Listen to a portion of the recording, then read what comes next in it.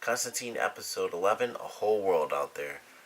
Definitely enjoyed this episode. I thought it was really cool. I really loved getting to see Constantine. For the most part, he was, by himself. He was working with someone that he knew in the past. But he wasn't working with characters that we've seen before. He wasn't working with Chaz and Zed. And it was really cool. I actually thought that was pretty sweet. And even in the beginning, he's kind of just sitting by himself and he's looking into that mirror and basically seeing the past and seeing his old friend who passed away. And he's basically just living in the past. Like, here's another one of my friends that's dead. And, a guy I wish I could have helped. A guy who's just gone now.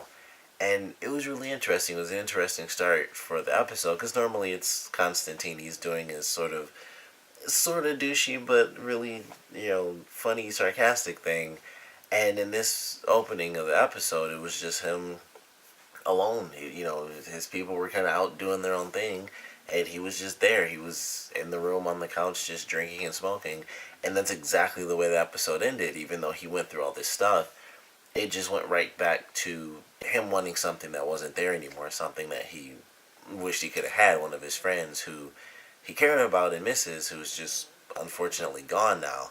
And I thought that was an interesting way to start the episode. At least starting the starting scene for Constantine in this episode at least. And overall, I thought it was a really fun episode to watch. I was really excited to see how the villain for this episode was going to play out because I knew it was like this crazy serial killer and it's inside of his world. It's like inside of his head and his imagination. And it was interesting to see what was going to happen. And I really liked the outcome. Some stuff kind of sucked, and that wasn't because it was poorly written or anything. It was just like not everything in this episode ended up like, yay, they saved everyone. So, the way it ended where they really only saved the last person that was left alive, it kind of sucked to see that, and the other three people were kind of just gone. Like, their souls were set free and stuff, but there still wasn't any other way to save them, and that did kind of suck. But, it was a good episode. It was cool to see Constantine, like I said, kind of doing his own thing, working with someone he used to work with. I like the character. I also like that actor because he's in the show Justified, which I really enjoy, and he was good in this show as well. I thought they worked pretty well off of each other, and it was just fun to watch them try to figure things out. This guy really killed off people way faster than I was expecting. I didn't think he'd actually kill off basically 3 out of the 4 people in, I think it was only like the first 15 minutes. Really, they didn't even go through like half the episode, I don't think, before he actually got 3 out of 4 of the people, which really surprised me. I thought it was going to be like most shows where they go through and they're trying to save someone, and they lost the first guy, and it seemed like they would possibly lose the girl, and then the guy, I believe his name was Adam, who felt like he was the cause of it because he was the one who knew the spell and knew the theories and stuff. He went in, and I thought they'd be able to fight back and escape at least temporarily, and then they'd get captured again somehow. But he just got killed off, and then she died because she was already stabbed, and it just really surprised me. I didn't expect things to go that way, and they, like I said, they saved the last person, but she still had to deal with the fact that she lost these 3 other people. She lost 3 of her friends, or I guess 2 friends, and seemingly her boyfriend. They, of course, didn't really get into it, which they didn't need to. It wasn't really that important.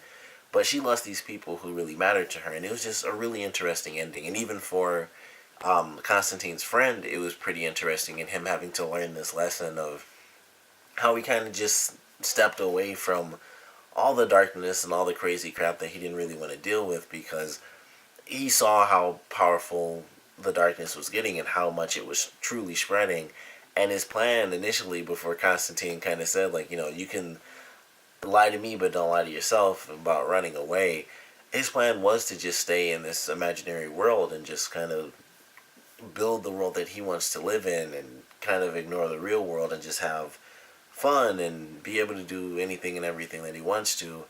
And I thought that was pretty interesting. It was cool to see that he did actually decide to stay in the real world. I did enjoy that because I was like, man, they lost the 3 other people, and so she's really sad. And then if Constantine lost another friend, it would have made it an even more depressing ending. But at least we had like those 2 little things. Like, they saved her, and Constantine did convince his friend, like, you shouldn't run away from the crappy stuff that we've dealt with, because that's who we are. That's what we do, and you can't just run away from that and build an imaginary world and think everything's perfect. Especially considering he would have known it was imaginary the entire time.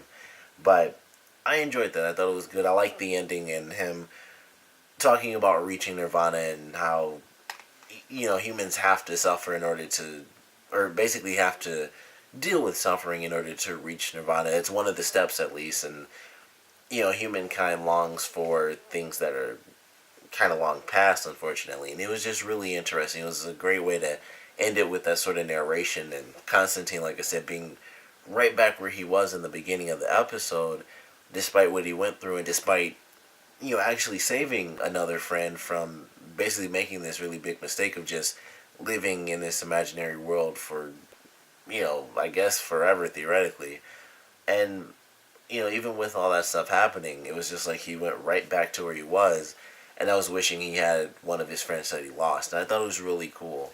And also we got to see Manny a little bit in this episode, and it was really cool in the very beginning, and they even put it in the dialogue. Manny wasn't super vague.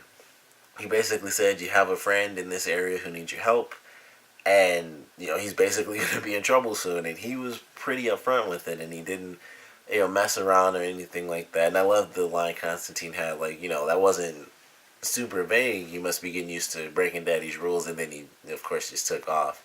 But I enjoyed that. I thought it was cool to get that little side of him. The next episode I'm incredibly excited for, because it's basically Manny coming down to Earth, because Constantine did a spell on him. But it seems like that's going to be pretty interesting to see Manny deal with sort of the mental aspect of being human, and as well as the physical and all this extra stuff that comes with being human, because he's not just an angel who doesn't feel anything anymore. He's in the flesh, and he has has human desires and stuff. So I'm excited to see how that plays out, and also how that changes their relationship, because he probably won't be too happy with them once he's able to get back into kind of his angel form. But gonna have to wait for that. I'm definitely excited though, like I said. But I want to know what you guys thought about this one, so please comment below. Let me know your favorite parts, least favorite parts, and what did you think about Constantine kind of beginning and ending this episode in the same way, because I thought it was very interesting. It shows that no matter who he saves, because even if he saved all 4 people, I think the big point is that no matter how many people you save or what happens that goes right or goes wrong, you will always want what isn't there. Like, that's kind of what happens with life. When you lose someone, you wish they were still there. You wish you could talk to them and be with them.